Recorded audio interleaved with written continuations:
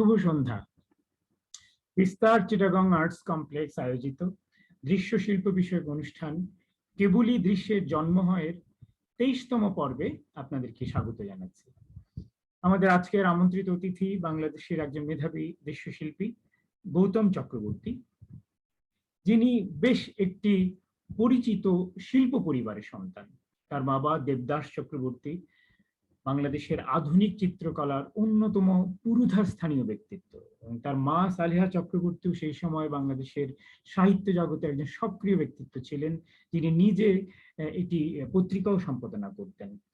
ফলে এমন একটি পরিবারের সন্তান হওয়ার সুবাদে তার কাছ থেকে আমরা বাংলাদেশের আধুনিক চিত্রকলার জগতের বা সামগ্রিকভাবে যে বৌদ্ধিক পরিমণ্ডলটিরও একটি প্রত্যক্ষদর্শীর বর্ণনাও পাবো আজকে আশা করছি। তো গৌতম চক্রবর্তী আমাদের সঙ্গে ঠিক কোনো সুনির্দিষ্ট উপস্থাপনা নয়, এমনিতেই তিনি তার শিল্পী জীবন, শিল্পকর্ম এবং তার যে আরো একটি পরিচয় শিল্প সংগঠক, তিনি বাংলাদেশে খুবই পরিচিত এবং বিখ্যাত গ্যালারি কায়ারও প্রতিষ্ঠাতা পরিচালক, সেই কর্মগুলো সম্পর্কেও আমাদেরকে খানিকটা বলবেন। তো গৌতম চক্রবর্তীর জন্ম 1965 সালে। তার মাধ্যমিক পড়াশোনা পশ্চিমবঙ্গের শান্তিনিকেতনে এবং উচ্চ মাধ্যমিক তিনি পড়েছেন কলকাতার আশুতোষ কলেজে। পরে 1992 সালে ঢাকা ইনস্টিটিউট, চারুকলা ইনস্টিটিউট থেকে তিনি চারুকলায় স্নাতক হন এবং তার প্রথম একক প্রদর্শনীটি ঠিক ওই বছরই অনুষ্ঠিত হয় বাংলাদেশের জাতীয় শিল্পকলা একাডেমিতে। তার পরের বছরই তিনি আরো একটি একক প্রদর্শনী করেন, সেটি করেন সুদূর যুক্তরাষ্ট্রের রোড আইল্যান্ড রাজ্যের প্রভিডেন্স শহরের একটি বিখ্যাত গ্যালারি, দ্য গ্যালারি 5-এ। তারপর কয়েক বছরের ব্যবধানে 1997 সালে তিনি আরো একটি একক প্রদর্শনী করেন, তাও বাংলাদেশের জাতীয় শিল্পকলা একাডেমি গ্যালারিতে। এরপর 2003 সালে তার আরো একটি প্রদর্শনী হয়, সেটি হয় আবারও যুক্তরাষ্ট্রের বোস্টনের যে বিখ্যাত শিক্ষা প্রতিষ্ঠান MIT-র একটি গ্যালারিতে। তার সবশেষ একক প্রদর্শনীটি হয় তারই নিজেরই হাতে গড়া গ্যালারি কায়াতে 2013 সালে আই অ্যাম শিরোনামে। এর বাইরে তিনি অসংখ্য দলীয় প্রদর্শনী করেছেন দেশে, দেশের বাইরে, এবং তার মধ্যে জাতীয় পর্যায়ের যে ন্যাশনাল এক্সিবিশন যেটা হয়ে থাকে আমাদের, এশিয়ান বিয়ান্নাল যেটা হয়, ইয়াং আর্টিস্ট এক্সিবিশন যেটা হয়, এগুলো প্রায় অনেক কটাতে অংশগ্রহণ করেছেন। এর বাইরে কতগুলো বড় বড় গ্যালারি থেকে অংশগ্রহণ করেছেন।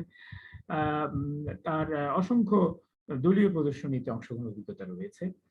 আর এর বাইরে যেটা বললাম যে কায়া যে গ্যালারিটি 2004 সালে তিনি প্রতিষ্ঠা করেন, এবং এই 17 বছর ধরে অসংখ্য প্রদর্শনী একক এবং দলীয় মিলে প্রায় 120টার মতো প্রদর্শনী তিনি আমাদের উপহার দিয়েছেন, সেটা 4টি কথা না। এবং এর বাইরে বেশ কিছু art camp, art workshop, art trip, art cruise ইত্যাদিও করেছেন।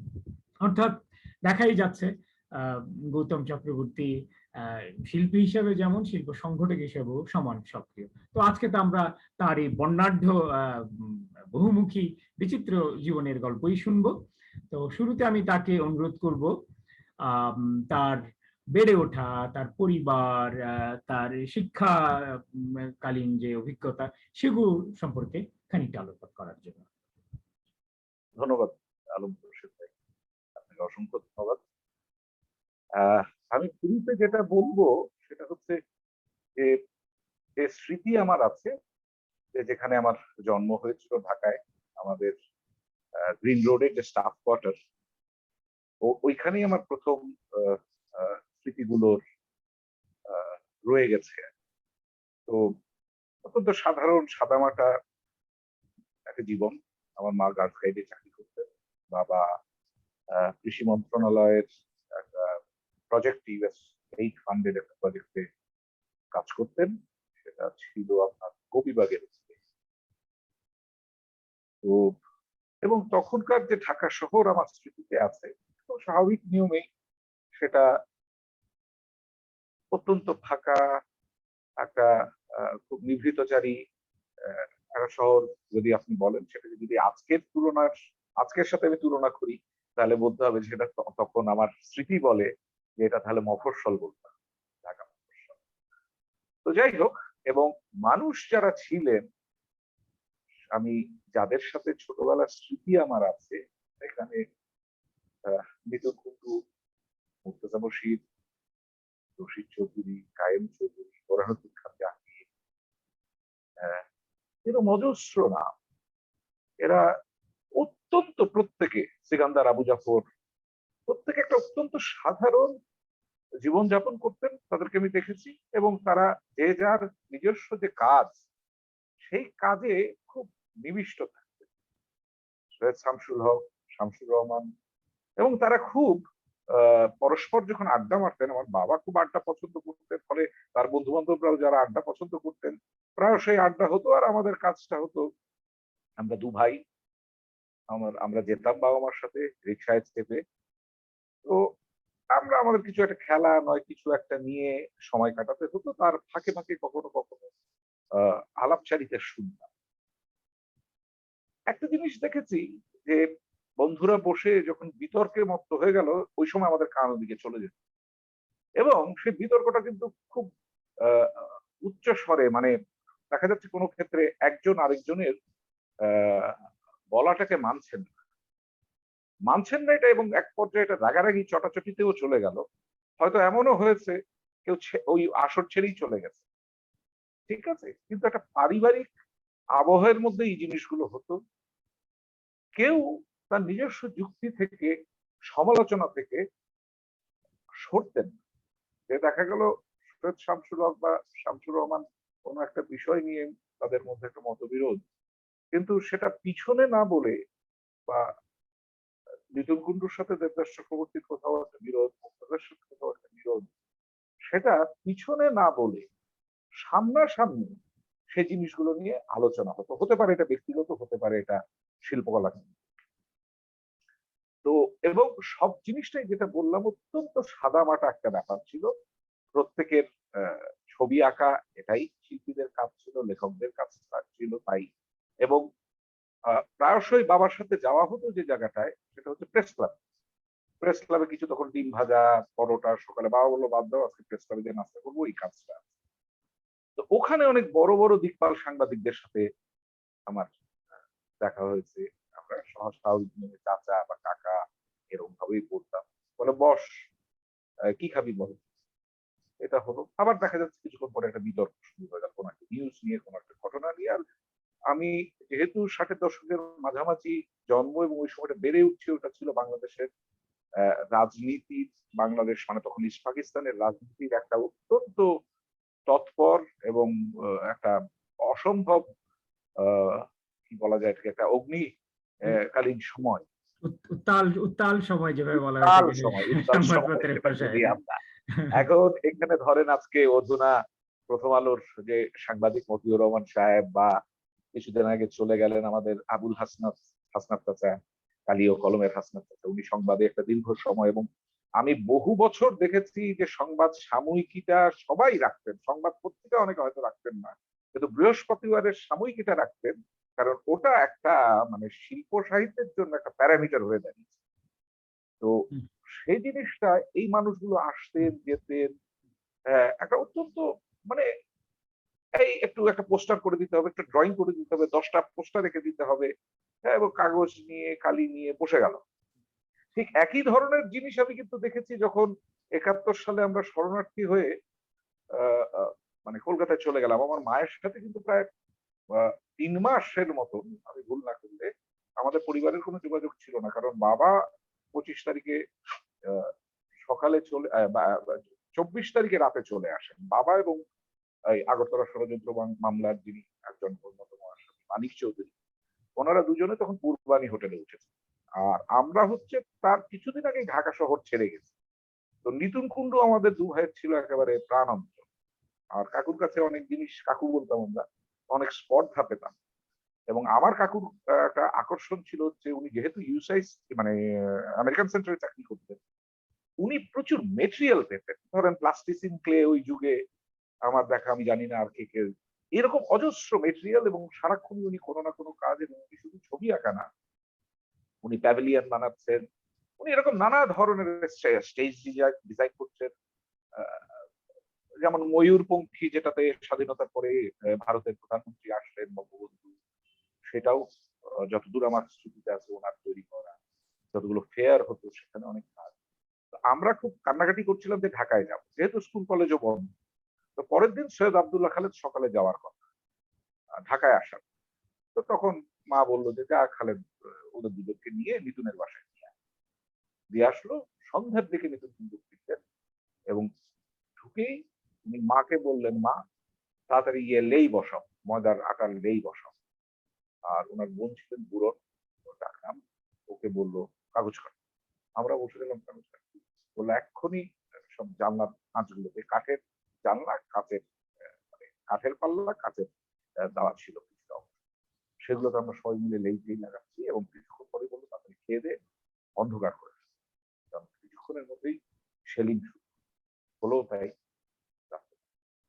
এই যে বলছিলাম যে অত্যন্ত একটা মানে এখন আমার মনে হয় যে না, আপনার ওই ইয়েটা মানে স্কুল জীবন শান্তিনিকেতনে কেন, কলেজ আচ্ছা জীবন, এটা একটু ওইটা পরে একটা আকর্ষণীয়, ওই পর্বটা হ্যাঁ একটু শুনতে চাই আর কি। একটু পরে আর বলি যে ওই হুম, আমরা তো এখানে তো এমনি স্কুল প্রিলিমিনারি স্কুল যেটা ঢাকায় করেছি সেন্ট জুড স্ট্রিট কাঁঠাল বাগানের ওখানে ছিল।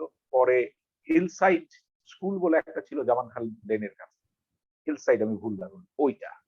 এরপরে আমি ভুল না করলে ৭৩ বা ৭৪ সালে ভারতের খুব বিখ্যাত আপনার ভাস্কর শঙ্খ চৌধুরী হুম।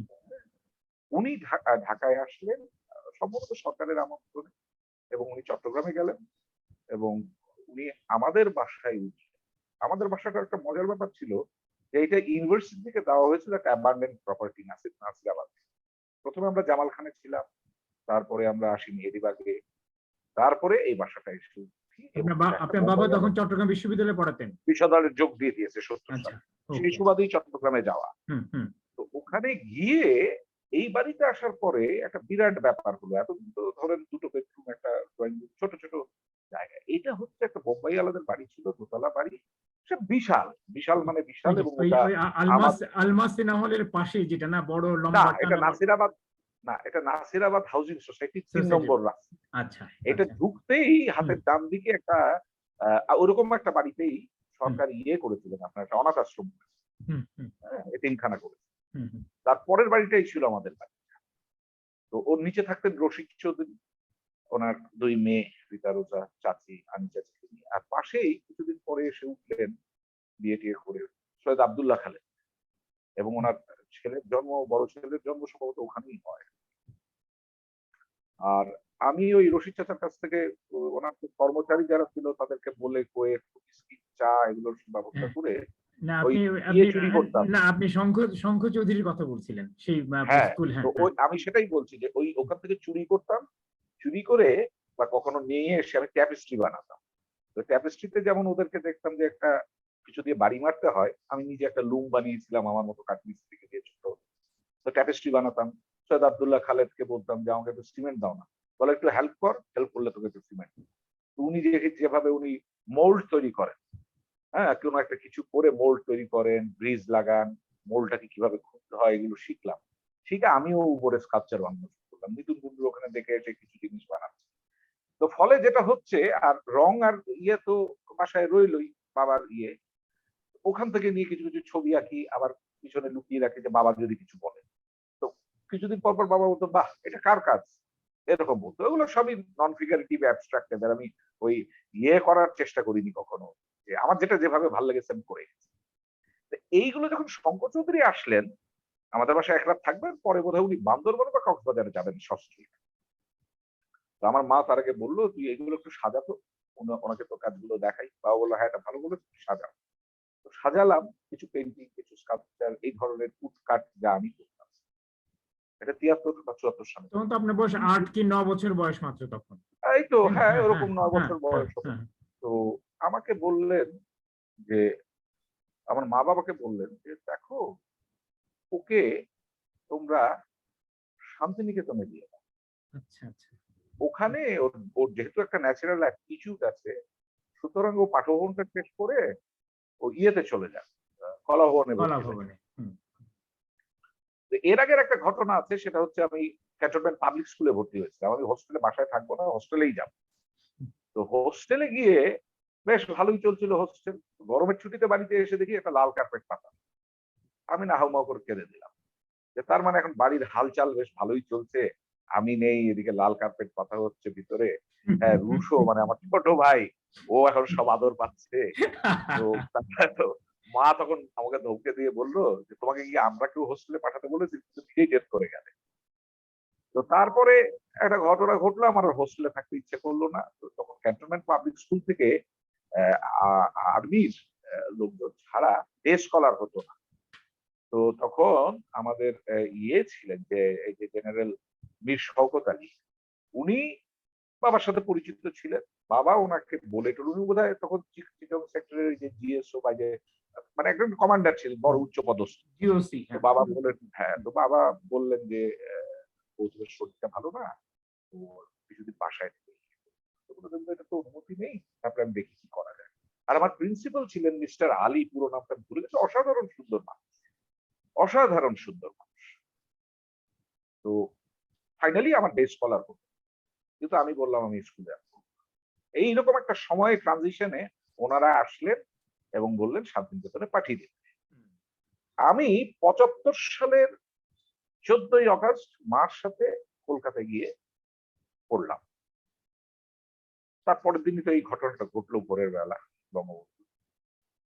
তো যাই হোক এটা একটা ব্যাপার। তো পরে এরকম একটা ঘটনা, এটা তো সবাই একেবারে হতবিহ্বল হয়ে গেছে। তো এর মধ্যে মূল কাজ ছিল হচ্ছে যে আমাদের ওই সময়ে এখানে হচ্ছে ওই সের, মন, ছটাকের যে অঙ্কের হিসাব এটা চলছিল। আর ইয়েতে ইন্ডিয়াতে তখন অলরেডি ওই কেজি। মেট্রিক সিস্টেম যেটা হুম, বলে হুম। কেজি, কেজি, গ্রাম, হ্যাঁ, গ্রাম হিসাবে। মিলিমিটার, মিলিলিটার এগুলো। তো আমাকে আমার যে বড় চাচা আরকি জেঠু, আমার বাবার বড় ভাই, উনি আবার বাম রাজনীতি করতেন। খুব মানে খুব গভীরভাবে রাজনীতি করতেন। উনি অফিসার হননি পরীক্ষা দিয়ে, মানে পরীক্ষা দেননি, শুধুমাত্র ট্রেড ইউনিয়ন করতে পারতেন না। এতটা ডেডিকেটেড ছিল। তো উনি আবার একটু এসব লেখাপড়ার ব্যাপারে সাংঘাতিক কড়া। উনি আমাকে এই জিনিসগুলোকে ওরিয়েন্টেশন দেওয়া শুরু করেন। এবং ডিসেম্বর মাসের কোন একটা সময় পরীক্ষা ছিল বা নভেম্বরের কোন একটা সময় পরীক্ষা ছিল। আমি খুব খুশি মনে শান্তিনিকেতনে গেলাম। আমার ছোট চাচা গেলেন। সুন্দর আমরা পৌশালী হোটেলে উঠলাম। বেশ পরের দিন পরীক্ষা দিতে গেলাম। তো পরীক্ষা দিলাম। পরীক্ষা কেমন হয়েছে আমি জানি না। তো দেখি কিছুক্ষণ পরে একটা মেয়ে কাঁদতে, কাঁদতে আসছে। আর বাবা একজনের সাথে দাঁড়িয়ে কথা বলছে। তো আসার পর বলল যে, "গৌতম তোমার ইয়ের সাথে পরিচয় আছে তো? এটা হচ্ছে তোমার পূর্ণেন্দু কাকা, পূর্ণেন্দু বলছি।" তো এর মধ্যে একটা মেয়ে কাঁদতে, কাঁদতে আসছে। তো পূর্ণেন্দু কাকা বলছে যে, "হলো, আমার মেয়ের নিশ্চয়ই পরীক্ষা হয়নি, ওই যে আসছে কাঁদতে।" তো ও তো আসলো। বাবা বুকে জড়ায় ধরে কাঁদলো-টাদলো। আমাকে বাবা জিজ্ঞেস করলো, "কেমন হয়েছে?" আমি বলছি, "খুব ভালো।" এবার আমরা অজিত চক্রবর্তীর বাসায়, বাবার ক্লাসমেট ছিল, কলাভবনের আপনার ইয়ের উনি বিভাগীয় প্রধান ছিলেন কালচারের। অজিত চক্রবর্তীর বাসায় গেলাম যে ওখানে দুপুরের খাওয়ার আয়োজন করেছে। ওখানে খেতে বসে আমার ছোট চাচা খবর নিয়ে আসলো যে মনে হচ্ছে ওরা বলছে ৩:৩০ থেকে ৪টার মধ্যে লিখিত পরীক্ষার ফলাফল দিবে। আমার একটা ধারণা ছিল মাসখানেক যাবে, ফুর্তিতে থাকবো, পরীক্ষা দিতে হয়েছে, দিয়ে দিয়েছি, কি হয়েছে না হয়েছে। এইবার কিন্তু আমার এই সুন্দর যে খাওয়া-দাওয়া কাকিমা রান্না করেছে, এইটার দিকে আমার কোন রুচি নেই। তো আমাকে বলছে, "তুমি তো কিছু খেলেই না।" আমি বলছি, "না ঠিক আছে আমার শরীরটা ইয়ে।" কারণ এই যে বিকালে রেজাল্ট দেবে, তাহলে তো আজকেই দেখা যাবে যে আমি বাতিল হয়ে গেছি শান্তিনিকেতন থেকে। হ্যাঁ, এত আয়োজন করে আসা। তো শান্তিনিকেতনের পড়ার অভিজ্ঞতাটা কেমন ছিল? সেটা যদি সংক্ষেপে বলতেন। শান্তিনিকেতনে আরো অনেক কিছু আমার শুনতে হবে, আমাদেরকে আরো আচ্ছা। অনেকগুলো প্রশ্ন তো থাকবে। শান্তিনিকেতনে পড়ার অভিজ্ঞতা আমি শুধু একটা জিনিস দিয়েই বলি হুম, যে, ১ম দিন আমাদের ক্লাস নিলেন হচ্ছে সুপ্রিয় ঠাকুর, রবীন্দ্রনাথের দৌহিত্রী। সুপ্রিয় দা ক্লাসে এসে আমাদেরকে বললেন, ২-৪ জনের পরিচয়-টরিচয় নিয়ে বলল যে, "পরিচয় আমাদের প্রত্যেকদিনই হতে থাকবে, চলতে থাকবে।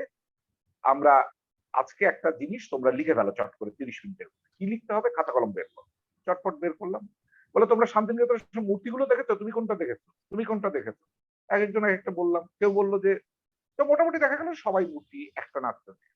বলে, "তুমি একটা লেখা লেখো যে মূর্তিগুলো হঠাৎ যদি সচল হয়ে যায়, তাহলে কেমন হবে?" এটা অনেক পরে সুপ্রিয়দাকে প্রশ্ন করেছিলাম। উনি বলেছিলেন, "দেখো এটা কিচ্ছু না। এটা হচ্ছে ইমাজিনেশন টেস্ট। যে তোমাদের কার, কার কল্পনা শক্তি কতদূর পর্যন্ত যেতে পারে। এটা খুব যার কল্পনা শক্তি সাংঘাতিক তারটা হবে সবচেয়ে উদ্ভট। সে এমন এমন কিছু বলবে যা কখনো মূর্তি করতে পারে না। এবং একটা মূর্তির সে যা ব্যাখ্যা দেবে সেটা ওই মূর্তির মধ্যেই নেই। ঠিক আছে? তো যাই হোক, সেটাই হচ্ছে শান্তিনিকেতনের আমার ১ম পাঠ শিক্ষার ধারা। এবং এই পাঠই আমরা করে এসেছি। আমি আপনাকে সংক্ষেপে একটা কথা বলি ২০০৮ সাল ৭-৮ সাল ক্লাস 7-8 এ আমরা পড়ছি হচ্ছে ওয়ার্ডসওয়ার্থ, টাইসন, আপনার টেনিসন, টেনিস। এই আপনার ইয়েটস, কিটস এদের কবিতা গোল্ডেন ট্রেজারি বই থেকে মুখস্থ করা হচ্ছে, রিসাইট করা হচ্ছে। কিছু, কিছু লেখা হচ্ছে। ডরোথি ওয়াটসওয়ার্থের ডায়েরি পড়তে বললেন আমাদের ইংরেজি টিচার আরো। একদিন সবাই তো একটু খাবি খাচ্ছি। একদিন উনি বললেন, "দেখো এগুলো তোমরা কিন্তু এমএ ক্লাসেও পড়বে। যারা ইংরেজি নেবে অনার্স ক্লাসেও পড়বে। কিন্তু এই কবিতাগুলোর সাথে তোমাদের একটা পরিচয় করিয়ে দিচ্ছি। তোমরা যে সবটা বুঝে যাবে তা কিন্তু না। তাহলে আর এমএ ক্লাসে তোমাদের পড়তে হবে না। কিন্তু তোমরা যখন ওখানে পড়বে নতুন, নতুন তখন ঝরঝরে।" এটা হচ্ছে শান্তিনিকেতনের লেখাপড়ার বৈশিষ্ট্য। তো সেখানে আর কলা ভবনে কেন যাওয়া হলো না? পাঠভবন থেকে এটা কেন আমি কল বলি আপনাকে, আমি তো হুম, ৮০ সালে ম্যাট্রিক পরীক্ষা দিলাম। হুম, 79 এ আমার মা ক্যান্সার আক্রান্ত। ফেব্রুয়ারি মাসে ২৮ বা ২৭ তারিখে আমি খবর পেলাম। এবং আমার চাচা গেছিলেন, আমাকে নিয়ে আসলেন, বললেন তোকে ঢাকায় যেতে হবে। ৩ তারিখে আমি ঢাকায় এসে নামলাম মার্চে। আর আমার বাবা তখন একটা পুলিশ গভর্নমেন্টের স্কলারশিপ বলে দিয়েছিল। কথা ছিল যে আমার ম্যাট্রিক পাস হয়ে গেলে ফাইনালি গোটা পরিবার চলে যাবে। বাবা তখন একটা ব্রাসেলসে একটা ফেলোশিপ পাচ্ছে। হুম, হুম, এবং বাবা ওই সময় লন্ডনে ছিলেন। উনার ওই হোয়াইট চ্যাপেল গ্যালারিতে একটা এক্সিবিশনের আয়োজন করছিলেন। সম্ভবত ভুল না করলে তখন উনি সাদেক খানের বাসাতেও ছিলেন লন্ডনে, ওনার পিএসপি। আবার এদিকে আমাদের মানে শিল্প সংগ্রাহক, পৃষ্ঠপোষক ওবেদ জাগিদারের হুম, আ বাবা খুব ঘনিষ্ঠ বন্ধু। তো এরা মিলে এবং এটা সম্ভবত ওবেদ চাচা এই জিনিসটাকে অর্গানাইজ করছিল। হুম। হ্যাঁ, তো বাবা ৯ তারিখে এসে পৌঁছলেন এবং ফাইনালি মার অসুখটা এখন প্রফেসর আজাদ খানের আন্ডারেই ছিলেন, এখন বারডেমের যিনি আছেন প্রফেসর আজাদ খান। আমরা জুলাই মাসের দিকে মাকে নিয়ে কলকাতা চলে গেলাম। ওখানে তখন পিজিতে একটা রেডিও থেরাপি ইউনিট খোলা। ওখানে মা স্ট্রাগল করলেন। ডাক্তার বলেছিলেন ১৫ দিনের বেশি বাঁচবে না। মানে যখন যেদিন আইডেন্টিফাই হলো, কারণ আমার গল ব্লাডার অপারেশন করার জন্য এটা অ্যাবডোমিন ওপেন করা হয়েছিল। আমার খালা আছেন নাটক করতে গিয়ে কাজী তামান্না, উনি হাসপাতাল থিয়েটার থেকে বেরিয়ে উনি কাঁদছেন। উনি ডাক্তারও আরকি। তো উনার বাসায় মা এসে উঠেছিল কাজী তামান্নার বাসায়। শোনা কথা আমার তো গৌতম গৌতম সবাইকে খবর। মা মারা যান ১৪ই অক্টোবর। ৭৯ সবাই আমাকে ৭৯ সালে ৭৯ বাচ্চা। হুম, ৭৯ তারপর তো যাই হোক ওইগুলো গেল টেল। মার আমি বললাম যে মাকে আমরা খবর দেবো। কারণ এই আমার তোমার একটা মানসিক অবস্থা হচ্ছে এই খবরেই আমার সারা জীবন কাটবে। আমি এখানে বসে থাকবো, ভুল করবে। তো বাস্তব তো জীবনটা অন্যরকম। কিন্তু ওই একটা সেন্টিমেন্ট থেকে বহু কষ্ট করে বাবা ওই সময় মার এই ডেড বডি নিয়ে ঢাকায় আসে। কারণ তখন এগুলো আনা নেওয়ার ব্যাপারগুলো খুব হুম, অতটা ইয়ে ছিল না। তারপর তখন আমাদের হুম, ছোট প্লেন আ F-27, F-28 তখন আমাদের মওদুদ সাহেব বাবার খুব বন্ধু ছিলেন। তখন বোধহয় ভাইস প্রেসিডেন্ট ছিলেন জিয়াউর রহমানের সরকার। তো মওদুদ চাচা এই ব্যাপারে বেশ সহযোগিতা করতেন। এবং এখানে তাহেরা কবির ছিলেন। এখন আমার শাশুড়ি মালেকা খান। অনেকে আ তারা সবাই সহযোগিতা করে হুম। এটাকে নিয়ে আসা। মোহাম্মদ সিরাজউদ্দিন, তারপরে আমাদের এখনকার বোধহয় সংসদ ওই রহমতুল্লাহ চাচা, এরা সবাই খুব সহযোগিতা করতেন। আমাকে বাবার খুব ঘনিষ্ঠ বন্ধু এরা। তো যাই হোক সেটা হয়ে গেল। এরপরে কয়েকদিন যাওয়ার পরে আমাকে সবাই মিলে ডেকে বলল যে, "তুমি এ বছরটা ড্রপ দাও। পরের বছর পরীক্ষা দাও। তুমি তো সারাটা বছর এখানে কাটাবে।" আমি টেস্ট পরীক্ষাও দেইনি কিন্তু। আর এই পরীক্ষাগুলো হতো সেন্ট্রাল বোর্ডের আন্ডারে। মানে দিল্লির আন্ডারে। বিশ্বভারতী বোর্ড ছিল সেন্ট্রাল বোর্ডের আন্ডারে। তো আমার প্রিন্সিপাল আমাকে বলল যে, "তুমি ২ মাস যদি একটু হোম কোচিং করো, মানে আমরা সবাই সব শিক্ষকরা মিলে ঠিক করেছি তোমাকে সহযোগিতা করব। তো না, তো তুমি যাই হোক সাহস তো পাও।" যাই হোক আপনি সেখান থেকে পাঠভবন থেকে আপনি ম্যাট্রিকটা করলেন আরকি, হ্যাঁ? করলাম। হ্যাঁ, করে হ্যাঁ। তো ন্যাচারালি খুব স্বাভাবিক নিয়মে বাবা চিটং ইউনিভার্সিটির চাকরি ছেড়ে দিল। কারণ বাবা বলল যে, হ্যাঁ, হ্যাঁ। "ওইখানে আমি থাকতে পারব না। তোমার মা জোর করে নিয়ে গেছিল।" আচ্ছা, তো আমি ঢাকায়। বাবা চলে ওকে। আসলেন। আচ্ছা। এখন বাবা যেহেতু বাবা সম্পর্কে আপনার একটা হ্যাঁ, কিঞ্চিত ধারণা আছে। তো ফলে আমি দেখলাম আমার ছোট ভাই, ওর বয়স তখন অনেক কম। ওকে চিটং এ কলকাতায় সেন্ট পলস এ দেওয়া হলো। আমি দেখলাম যে এখানে আমি চলে আসলাম। আচ্ছা। এসে তখন সবাই আমাকে, এবং তখন কিছুটা অস্থির, চলে আসলাম বলে আসলাম হুম, না। হুম, তখন কখনো মনে হচ্ছে আমি আর্কিটেকচার করব, কখনো মনে হচ্ছে আমি এরোনটিক্স করব। হুম, মানে হুম, একটা গন্তব্যহীন। হুম, তখন হুম, আমাকে রশিদ চৌধুরী হুম, আমি কাজ করি, বাসায় কাজ করি, ছবি আঁকি। বলে, "শোন, তুই আর্ট কলেজে ভর্তি হ। তুই আমার কাছ থেকে একটু ভর্তি হওয়ার কিছু কৌশল, বাকিটা তোকে।" এবং সেখানে তিনি একটা কথা আমাকে প্রত্যেকদিন বলতেন, যেখানে ভর্তি হওয়ার পরে খুব মন দিয়ে শিখবি। তুই শিল্পী হবি তবেই যেদিন কত দ্রুত তুই ভুলে যেতে পারবি তোর শেখা। হুম। যখন তুই নিজে কাজ করতে পারবি। যে ৫ টা গাছ আছে, এখন তোর কিন্তু ৫ টা গাছই আঁকতে ইচ্ছা করবে। সবগুলো ডাল আঁকতে ইচ্ছা করবে। কিন্তু তখন ওটা হবে তোর কম্পোজিশন নিজস্ব। আচ্ছা, ঠিক আছে, বেশ চমৎকার একটা ঐতিহাসিক প্রেক্ষাপটও পাওয়া গেল, ওই সময়কার সামাজিক প্রেক্ষাপট। আমার হাতে কয়েকটা ছবি আছে আপনাদের পারিবারিক অ্যালবাম, আমি ছবিগুলো একটু দেখিয়ে দিই, তখন ছবিগুলো সম্পর্কে একটু সংক্ষিপ্ত বর্ণনা আপনি দিয়ে দিতে পারেন।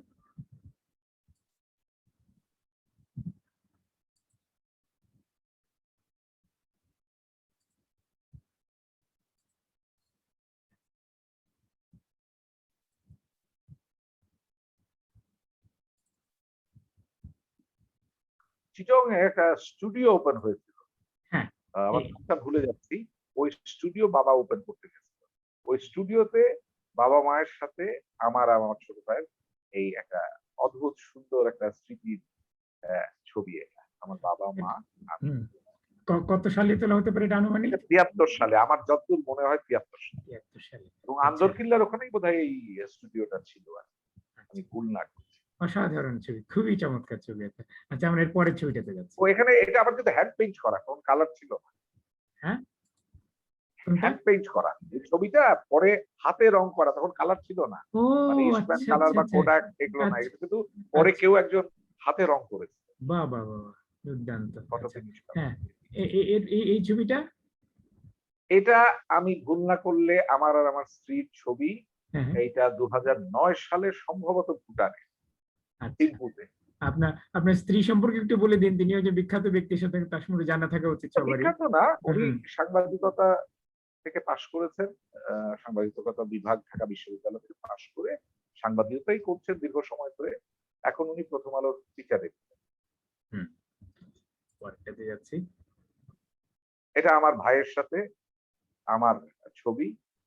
এটা আহ এইটা এটাও সম্ভবত ওখানকারই কোনো জায়গা ভুটানেরই হবে আরকি। ছবি। হুম, হুম, হুম। ভুটানেরই হুম, ছবি। আচ্ছা। ভুটান আর বা মিলনছড়িও হতে পারে। ভুটানই মনে হচ্ছে। আচ্ছা। আপনার ভাইও কি শিল্পকলার সঙ্গে কোনো সম্পৃক্ত আছেন না, কোনোভাবে? ও ব্যাংকে ছিল। ও ব্যাংকে ছিল, কমার্স নিয়ে পড়াশোনা হুম, করেছে।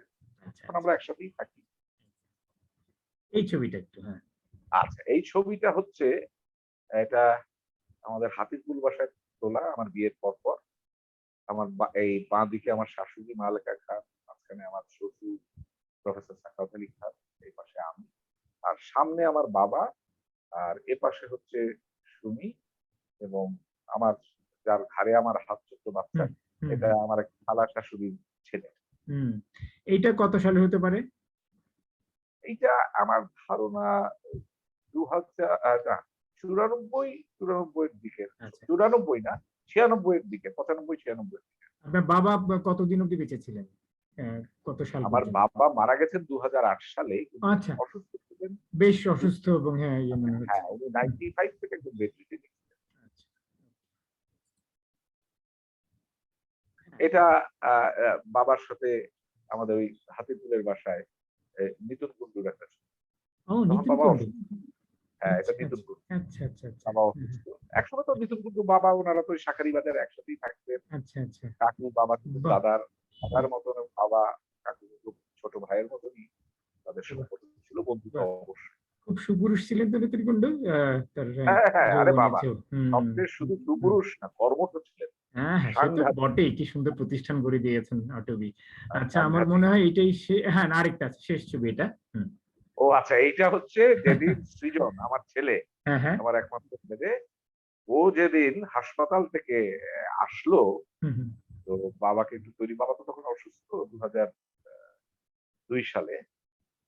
ওকে বাবার কোলে দিচ্ছি, তখন বাবা একটু কাঁদছিল। মানে বাবা তখন কথা বলতে পারে না, বুঝতে পারে না, বললে হু, হুম, হু করে আর ইমোশনাল হন। আর এই পাশে হচ্ছে আমার ভাইয়ের সঞ্জয়, রুশো। হুম। খুব চমৎকার ছবি একটা, অসাধারণ। তো ঠিক আছে, এইটা আমি এখানে বন্ধ করি, তুই আমরা ঠিক পরের পর্বে যাই আর কি। ধন্যবাদ। হ্যাঁ, হ্যাঁ, দারুণ একটা সব স্মৃতি জায়গা নিয়ে ছবি দেখা হলো। তো এবার আমরা দ্বিতীয় পর্বে আলোচনা, অর্থাৎ আপনার শিল্পী জীবন, আপনার শিল্পকর্ম, আপনার প্রদর্শনী, শিল্প ভাবনা, হ্যাঁ, এই বিষয়ে আপনি কিছু বলুন, তারপরে আমরা আপনার ছবিগুলো দেখবো। আগে আপনার প্রাথমিকভাবে আপনার কথা কিছু শুনি, আপনার শিল্প সংক্রান্ত কাজ আপনার সম্পর্কে। এই হুম। অনুষ্ঠানের যে নাম দৃশ্যের পরে কেবলই একটি দৃশ্যের জন্ম হয়। কেবলই দৃশ্যের জন্য। আমার কাছে এই শিল্পকলার আমার ব্যক্তিগত যে জার্নিটা এই পর্যন্ত আগামীকাল পর্যন্ত, এটা ওই দৃশ্যের পরে কেবলই দৃশ্যের জন্ম হয়। তো যেটা বললাম এতক্ষণ, যে একটা মোটামুটি একটা আবহাওয়া পেয়ে গেছিলাম, এই সুযোগটা পেয়ে গেছিলাম এত গুণী মানুষের মাঝখানে হুম, হুম। থাকার যে একটা সুযোগ, এইটা একটা অসাধারণ অভিজ্ঞতা। এটাই আমাকে এই জায়গাটাতে ধরে রেখেছে, টেনে এনেছে। তারপরে ধরেন নিজস্ব যে প্রক্রিয়া, সেটা তো সবারই থাকে। তো ওই আর্ট কলেজে যে ঢুকলাম, আর্ট কলেজে পড়লাম, আমি কিন্তু যখন মানে প্রি ডিগ্রিটা পাস করি, আমি ডিসাইড করলাম, আমার তখন ডিসিশন নেওয়ার স্কোপ ছিল যে আমি কোন ডিপার্টমেন্টে পড়ব। আমি কিন্তু গেলাম হচ্ছে গ্রাফিক ডিজাইন ডিপার্টমেন্ট। এটাকে একসময় কমার্শিয়াল ডিপার্টমেন্ট বলা হতো। পরে এটা গ্রাফিক ডিজাইন বলা হয়। আমি এমনিতে জানি যে এটা এখন কি বলা হয় আমার ঠিক জানা নেই। Applied art. Applied art. Applied art এখন বলা হয় সর্বত্রই। একসময় আমি রোড আইল্যান্ড স্কুল অফ ডিজাইনে ভর্তি হওয়ার চেষ্টা করেছিলাম। ওখানেও এটা অ্যাপ্লাইড আর্ট। তো যাই হোক, আমি অ্যাপ্লাইড আর্ট কেন নিলাম বা গ্রাফিক ডিজাইন কেন নিলাম? আমার কাছে মনে হয়েছে যে মানে ঠিক পেইন্টিং ডিপার্টমেন্টে পড়ে একেবারে আ শিল্পী হয়ে যাব, এটা আমার এখনো আমি বিশ্বাস করি না। আর হ্যাঁ, যেমন কিছু টেকনিক্যালিটিস আছে, সেটা সব ডিপার্টমেন্টেরই আছে। আপনি এচিং, এটা যার আগে দেখার সুযোগ নেই, সে হাতে খড়ি হবে, তার etching সে দেখবে, বাইট করলে, কতটুকু অ্যাসিড মিলালে, কি করলে, অর্থাৎ টেকনিক্যাল অ্যাসপেক্টটা আপনি শিখতে পারবেন। যেকোনো সাবজেক্ট আপনি যদি নেন। আর সেই সাবজেক্টে আপনার শিল্পকলা রচনার ব্যাপারটা একান্তই শিল্পী, যিনি করছেন, যে ব্যক্তি করছেন। এক, গ্রাফিক ডিজাইন তাহলে কেন? গ্রাফিক ডিজাইনের আমি দেখলাম যে আমি যখন স্টুডেন্ট বা স্টুডেন্টও না, তার আগেও আমি বেশ কাজ করতাম গ্রাফিক ডিজাইন রিলেটেড।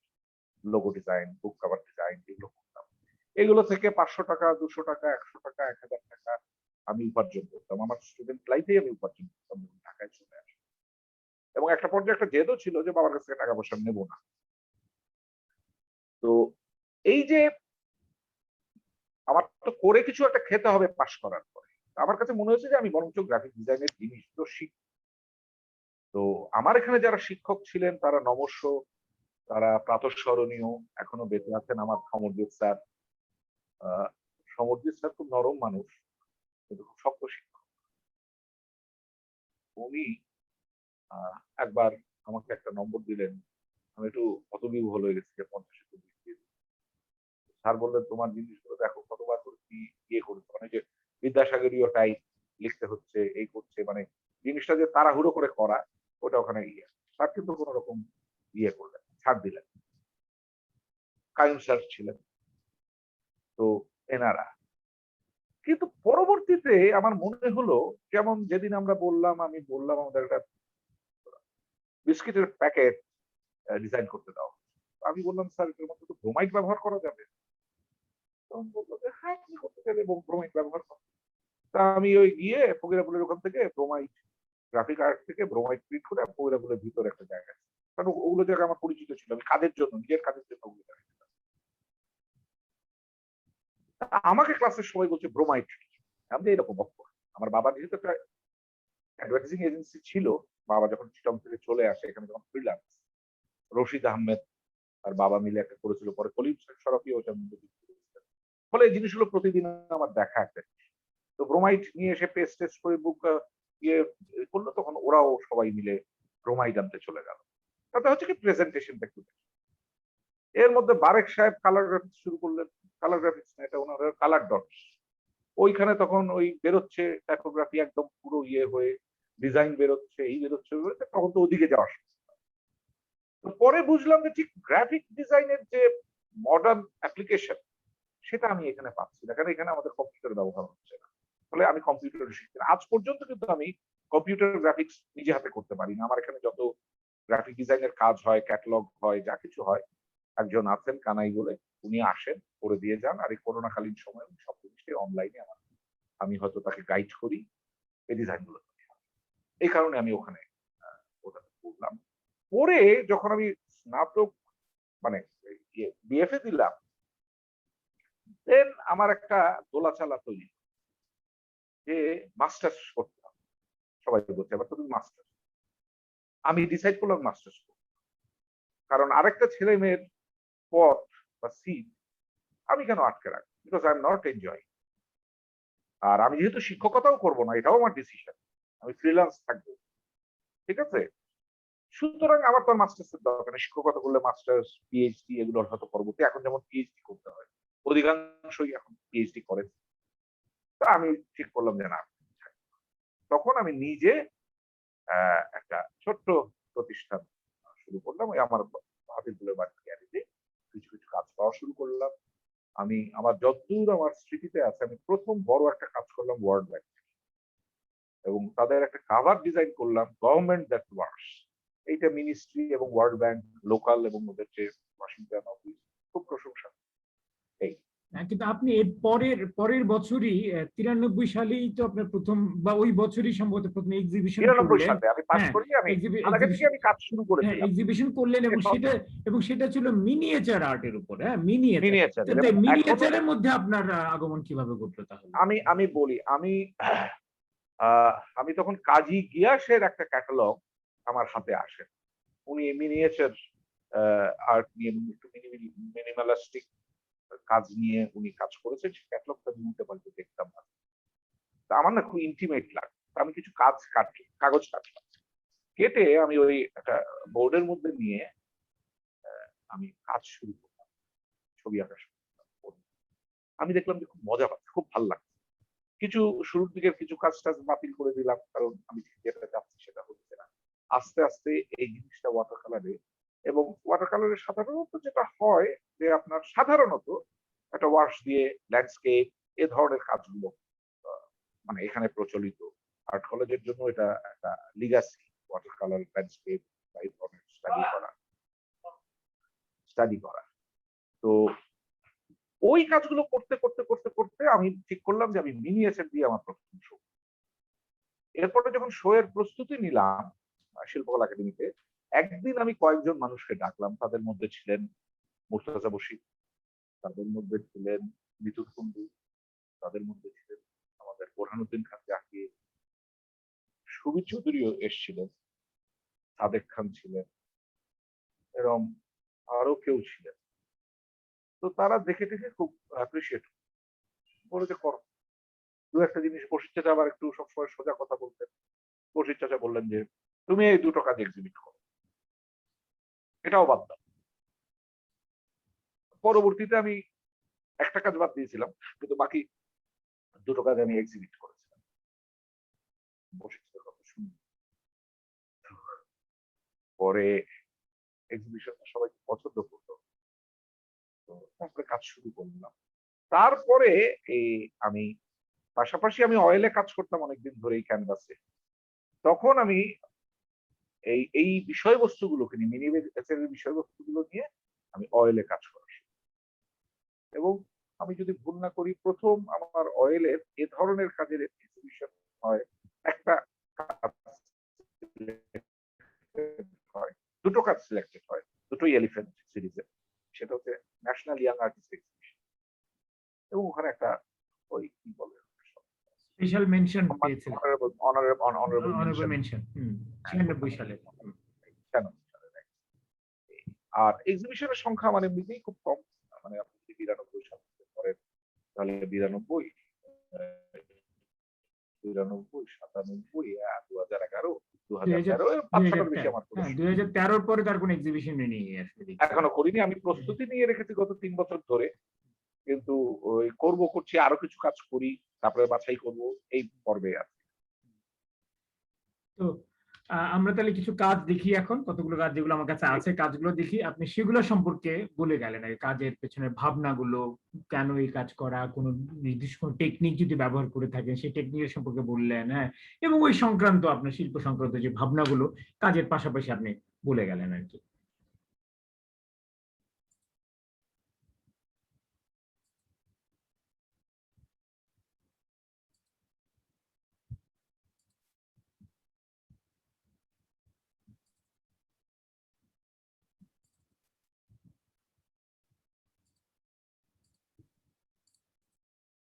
এই কাজটা আ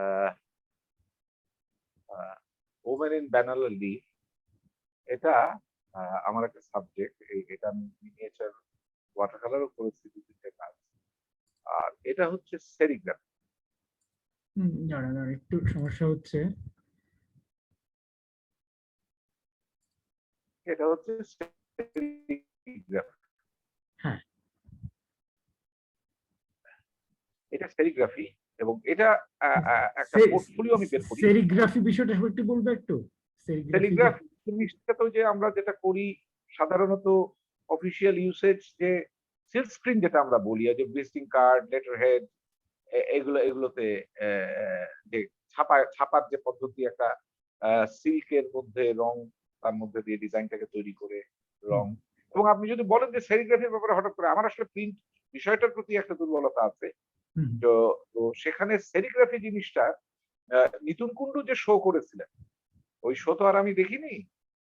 কিন্তু আমি শুনেছিলাম যে উনি সেরিগ্রাফি দিয়ে উনার ১ম সোলো করেছিলেন আর্ট কলেজে। এবং তখন সবাই খুব অ্যাপ্রিশিয়েট করেছিল যে সেরিগ্রাফি জিনিসটা তো। এবং আমি জানি না এখন এটা আমাদের প্রিন্ট মেকিং ডিপার্টমেন্টে ইনক্লুডেড কিনা। যতটুকু জানি আমি, এইটা আপনার আমাদের ক্রাফটস ডিপার্টমেন্টে যুক্ত। কিন্তু এটা কিন্তু প্রিন্ট করার একটা পদ্ধতি। যে কারণে আমি ২০১৩ সালে আমেরিকান সেন্টারের সাথে একটা ওয়ার্কশপ করি। আমি তাদেরকে অনুরোধ করি যে, যেহেতু রবার্ট রচেনস্টাইন, তারপরে এই যে আ তারপরে এই যে রবার্ট রজেনবার্গ, তারপরে এরা সেরিগ্রাফিতে প্রচুর কাজ করেছে। হ্যাঁ? এবং আ বিল্ডিং এর বাইরেও সেরিগ্রাফি দিয়ে কাজ করেছে। তো এই কারণে আমি বলি যে ২ জন আর্টিস্টকে তোমরা নিয়ে আসো, এখানে একটা আমরা ওয়ার্কশপ করি গ্যালারি কা। তো ওইটা বেশ ভালো ফলে হয়েছিল। আমি ভুলে গেছি রাজশাহীতে, এটা গ্যালারি কাতে ওপেন হয়। এখানে সবাই কাজ করে। নবী স্যারও ছিলেন, মনিরুল ইসলাম স্যারও ছিলেন। তারপরে আমাদের জেবা আপা, নিপা, এরকম বেশ কয়েকজন এটাতে অংশ নেন। শিশির দা। আর তারপরে এই কাজটা রাজশাহীতে গেছিল কিনা I'm not sure, তবে চট্টগ্রাম বিশ্ববিদ্যালয়ে গেছে। এবং সুন্দর একটা ওয়ার্কশপ হয়েছিল। এইটা আমার অ্যাংরি ক্যাট সিরিজের, আমি ভুল না করলে ২০০৬ তেরো। সালে বা ৫ সালে, ২০০৬ বা ৫ সালে এই আমি অ্যাংরি ক্যাট কিছু ওয়াটার কালারে করি। তারপরে এই আমি চারকোলে খুব কাজটা করতে খুব আমি মজা পাওয়া শুরু করলাম। আমি এবং অয়েলেও আমি করলাম কিছু অ্যাংরি ক্যাট। কিন্তু আমি বলব যে আমার চারকোলে আমি যেই এক্সপ্রেশনটা মানে চেয়েছি, সেটা সবচেয়ে ভালো রেন্ডেশন চারকোলে। এটাও সেই অ্যাগ্রিক্যাট সিরিজের। এবং এইটা আমার ছিল হচ্ছে ওই যে বলে না যে আপনার মিশন স্টেটমেন্ট। হুম, এইটা আমার ২০১৩ সালের গ্যালারির কাভার ছিল। মানে ক্যাটালগের কাভার ছিল। আচ্ছা, হ্যাঁ? আচ্ছা। অ্যাংরি ক্যাট ছিল এবং এটা নিয়ে আমার এক বন্ধুর সাথে মনোমালিন্যও হয়।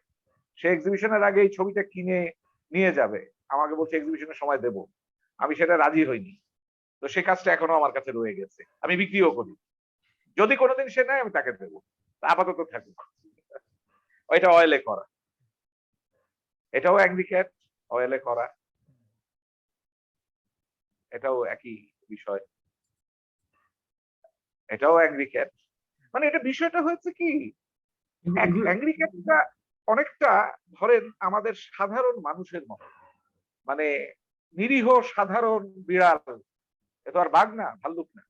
তো ওই বিড়ালকে আপনি যদি একটা বদ্ধ ঘরের মধ্যে ভরে সমানে মারতে থাকেন, হ্যাঁ? তো তার একটা ন্যাচারাল ইনস্টিংক্ট হবে একটা পর্যায়ে এসে বাঁচার জন্য হয়তো খামচি-টামচি দেওয়া শুরু করবে। বিড়াল তো এমনিতে খুব নিরীহ প্রাণী। তো হুম, হুম। আসলে আমাদের সামাজিক রাজনৈতিক প্রেক্ষাপটটা এমন হয়ে যায় মাঝে মাঝে যে সাধারণ মানুষ বিক্ষুব্ধ হয়ে ওঠে এবং কারো কাছে যাওয়ার জায়গা নেই। তাদের চাওয়া পাওয়াটা কিন্তু খুব স্মল, ভেরি খুবই সাধারণ তাদের। এগুলোর কি ছোট আকারের ছবি ছিল এগুলো? না এগুলো এটা ধরেন যেমন এই কাজটা আমি যদি ভুল না করি এটা অ্যাবাউট ৩ ফিট আচ্ছা, ২ তাহলে ফিট। তাহলে ওই তো বেশ ওর বেশ আগের যে বড়। কাজটা হুম, আপনি দেখলেন যে যেটা বললাম কভারে ছিল, হুম, ওটা প্রায় আপনার ধরেন ওটাও ৩.৫ ফিট ৫ ফিট এরকম সাইজ। এটাও সেরিগ্রাফি, ওই সেরিগ্রাফি। অ্যাংরি ক্যাট সিরিজের, অ্যাংরি ক্যাট সিরিজ সেরিগ্রাফি। এটা ব্রাইট, এটাও আমার একটা বেশ কিছু আমি ৮-১০টা ব্রাইট করেছিলাম। হুম, এটা একটা বউ, একটা সাধারণ গ্রামের বউ বা একটা শহরেরও মেয়ে হতে পারে। Very innocent, simple. হুম, ওটাই। এটাও ব্রাইট, এটা চারকোলে করা। এটাও ব্রাইট, চারকোলে করা। এবং এই যে ধরেন এই যে বেড়ার মানে ওই যে কি বলে ক্যাচার বেড়া যেটা গ্রামে দেয়, হুম, ওই যে ক্রস ক্রস, হুম, এইটা আর কি একটা সিম্বলিক। আচ্ছা। মাদার টেরেসা, মাদার টেরেসা আমার অনেক মাদার টেরেসা আমি করেছি। এটা প্রায় আমার ধারণা ৭০-৮০ টা হুম, হতে পারে, ৫০টা হুম। ৬০। মিনিয়েচারে করেছি, অয়েলে করেছি, এটা তার পে- চারকোলে করা। তার পেছনে প্রণোদনাটা কি ছিল? দেখুন বাংলাদেশের স্বাধীনতা যুদ্ধের পরে এই যে ওয়ার বেবিরা, যেটা নিয়ে আমি বললাম যে আমার হুম, শাশুড়ি কাজ হুম, করেছে, হুম, সুফিয়া কামাল কাজ করেছেন। এই ওয়ার বেবি এবং এই বীরঙ্গনা, এই ওয়ার বেবিদের ক্ষেত্রে মাদার টেরেসার যে ভূমিকাটা, এটা সত্যি সত্যি আমি যতটুকু জানতে পেরেছি এটা একটা মানে সাংঘাতিক ব্যাপার ছিল। কারণ এই বাচ্চাগুলোকে আপনি কি করবেন? আমাদের এরকম একটা সমাজ ব্যবস্থায় তখন অর্থনৈতিকভাবে একটা ভঙ্গুর অবস্থা। তবে হ্যাঁ, যতটুকু শুনেছি এটা আমার শাশুড়ির কাছে শুনেছি। সুফিয়া কামাল তো ৩২ নম্বরের ওই শেষে ওখানে থাকতেন। বঙ্গবন্ধু তো একটা অসাধারণ আ লিডার, বাট বলব যে মানুষ হিসেবে খুব বড় মাপের মানুষ। উনি এগুলো জিনিসে কিন্তু কতটুকু উনি অর্থবিত্ত দিয়ে সহযোগিতা করতে পেরেছেন আমি ঠিক জানি না। কিন্তু উনি উৎসাহ দিয়েছেন সাংঘাতিক। যখনই তার কাছে যাওয়া হয়েছে, উনার যতটুকু সামর্থ্য আমি শোনা গল্প এগুলো, হুম, যে উনি সাংঘাতিকভাবে উৎসাহিত। উনি অনেক জিনিসে অনেক কিছু পারেননি। সেদিন আমি হুম। উনার একটা বক্তৃতা শুনছিলাম। আমি কয়েকজনকে বলছিলাম বোধহয় কোথাও একটা ফরমাল জায়গায় ওই সব সৈন্য মানে অনেকে দাঁড়িয়ে আছে কুচকাওয়াজের মতো। মানে উনি বলছেন মিলিটারি একাডেমিতে হতে পারে, পাসিং আউট প্যারেডে কোথাও আর কি। হতে হুম, পারে, হুম, উনি হুম, বলছেন বক্তৃতা বললে হয়তো আপনি আরো বলতে পারবেন। মানে মোদ্দা কথাটা হচ্ছে, কথা এক্সাক্টলি মনে নেই। যে আমি একটা এই পাকিস্তানিরা আমাদের এখানে সব নিয়ে চলে গেছে। শুধু কতগুলো চোর ছাড়া। আমি ভিক্ষা-টিক্ষা করে সারা পৃথিবী থেকে আমি সব আ কিছু নিয়ে আসছি। এটার মধ্যেও তারা ভাগ বসাবে। এটাও চুরি হুম, করবে। হুম, হুম। তো একজন মানুষ কতটা অসাধারণ নেতা হলে এভাবে ওপেনলি, তখনও তো ব্যবসায়ীরা সংগঠিত ব্যবসায়ী। তখনও তো তাদের একটা শক্তি ছিল। এটাই, হ্যাঁ। এবং ২-১ টা ঘটনা আমরা বোধহয় জানিও। এটা আমার খুব একটা মানে আমার নিজেরও ভালো লাগার এবং দেখি অনেকেরই ভালো লাগে। এটা হচ্ছে এলিফ্যান্ট সিরিজ। আচ্ছা। এটাও প্রায় আমার শখের। এটা বড় কাজ। এটা প্রায় ৫ ফিট ৪ ফিট এরকম সাইজ, অয়েলে কাজ। এটাও আমার অনেক আমি এলিফ্যান্ট আমার খুব একটা, আমি জানি না এ এ এ ইয়ে বশির চাচা আমার এক্সিবিশনে লিখতে গিয়ে লিখেছিল, বা মনসুর চাচাও একই ধরনের, মনসুর চাচাই লিখেছিল সম্ভবত যে সিম্বল অফ স্ট্রেংথ। আমি প্রচুর বেড়াল এঁকেছি, সফট ইয়ে। আর মাদার টেরেসাও আমার একটা সাবজেক্ট। আর হর্স নিয়ে আমি কিছু ছবি এঁকেছি, যেরকম স্পিড। হুম, হুম, তো আর বশির চাচা আমার মিনিয়েচারে ওই যে একটা গ্রেইশ ব্যাপারটা ছিল, এখানেও কিছুটা আছে। বলল যে এটা গৌতমের একটা ধরনের মানে অন্তর্নিহিত, যেটা উনি বলেছেন যে অন্তর্নিহিত কোথাও ব্যাকগ্রাউন্ডে ওর মায়েরই এটা কাজ করে। সেখান হুম। থেকে সে বেরোতে চায় কিন্তু মর্গে মাকে শেষে ওটা তার ছবিতে কোনো না কোনো ভাবে ফিরে আসতে চায়। আবার যখন সে উজ্জ্বল রং ব্যবহার করছে তখন সেটাকে সে অবদমিত করে দিতে চায়। তাই। এলিফ্যান্ট সিরিজের এগুলো সব ছোট ছোট ওয়াটার কালার। এগুলো ধরেন ১০ সেন্টিমিটার, ১০ সেন্টিমিটার, ১২ সেন্টিমিটার, ১২ সেন্টিমিটার। আর এগুলো অনেক অনেক লেয়ারে করা, এবং ধরেন কাজ করার পর কাজটাকে ভালো মতো শুকোতে দিতে হয়, তা না হলে তো ব্লিড করবে রংটা। হুম। আমি যেরকম চাচ্ছি সেরকম আমি পাবো না। তো ওইভাবে লেয়ার বাই লেয়ার এই কাজগুলো একই একই এলিফ্যান্ট এলিফ্যান্টের আমার প্রচুর কাজ করা আছে বিভিন্ন সময়। এইটা আহ, ওই এলিফ্যান্ট সিরিজ, কিন্তু এটা আমার এক বন্ধু সম্ভবত ময়মনসিংহ থেকে ফেরার পথে একটা ছবি তুলেছিল। একটা অন্ধকারের মধ্যে ওই হাতির পাল যাচ্ছে, কিছু একটা ছবিকে সে করেছিল, আমাকে একটু বড় করে সে 20-30 সাইজে করে আমাকে দিয়েছিল, ছবিটা আমার পছন্দ হয়েছে। পরে ওটাকে উপযোগ্য করে আমার এই কাজটা করা, যেহেতু এলিফ্যান্ট নিয়ে আমি কাজ করি, কিন্তু আমার ওটার আলো ছায়ার খেলাটা খুব মজা লাগে। চারকোলের কাজ। এইটা ফেসেস, এটা ফেসেস, এটা আপনার একটা পুরুষ, একজন নারী, প্রেমিক যুগল ফেসেস। এটা অয়েলে করা, এটাও অয়েলে করা। এটা হচ্ছে আপনার হেন। এরকম হেন কিছু করা আছে। আমি হেন প্রথম করি, আমি ভুল না করলে আমি একটা মুক্তিযুদ্ধ নিয়ে একটা পোর্টফোলিও করেছিলাম আমার 2007 সালের এক্সিবিশনে, the red hot iron bar and other stories. তো ওইখানে 12টা কাজের সাথে 12টা ভার্সেস ছিল, মিনিয়েচার। সেখানে ওই ভার্স গুলোর সাথে সাথে আমি এক একটা বিষয়কে নিয়ে এসেছি, এবং আমাদের এখানে একজন ভালো কালেক্টর, উনি মিস্টার নিও মেন্ডেস, উনি এই সবগুলো কাজ নিয়ে আবার এই ভার্স গুলোকে ওর তলে উনি মেটালে এচিং করে আমাকে লাগিয়ে দিতে বলেছিলেন। এবং একদিন ওনার অফিসে গিয়ে সব কাজে ওনার যারা সহকর্মী আছে তাদেরকে বললেন যে ওকে প্রশ্ন করো, যা যা প্রশ্ন করতে চাও তোমাকে কোয়েশ্চেন ওখানে ইয়ে ছিল, আমাদের জাহানারা ইমামের ছবি ছিল, মাদার টেরেসা ছিল, এরকম মুক্তিযোদ্ধার। এইটা হচ্ছে বয়, এটা আমার একটা নতুন সিরিজ, এটা এখনো আমি এক্সিবিট করিনি। বয় চারকোলের করা। এলিফ্যান্ট একই চারকোলের।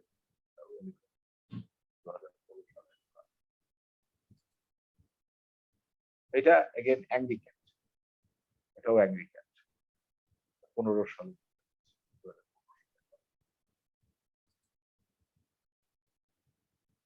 এটা হচ্ছে মুন ওমেন, এটাও আমার একটা রিপিটেটিভ সাবজেক্ট, এটাও সেরিগ্রাফি। এটা হচ্ছে আবার 12টার পোর্টফোলিও করেছিলাম, বললাম যে একটা সেরিগ্রাফি পোর্টফোলিও করেছিলাম, ওখানে এই কাজটা আছে, লিমিটেড এডিশন সেরিগ্রাফি।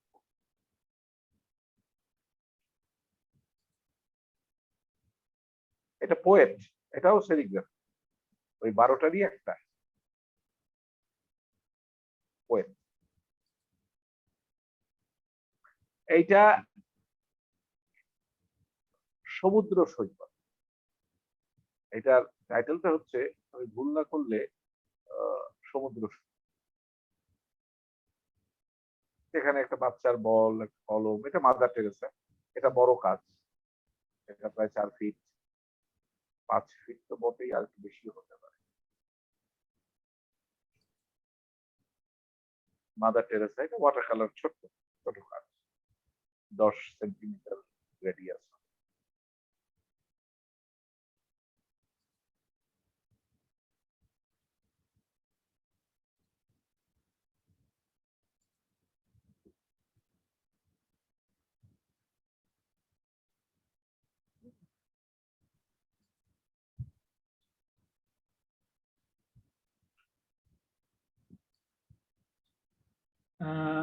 আমার এই কম্পিউটারটা একটু ফ্রিজ হয়ে গেছে। আমি দাঁড়াও, একটু চেষ্টা করছি এটাকে ইয়ে করতে।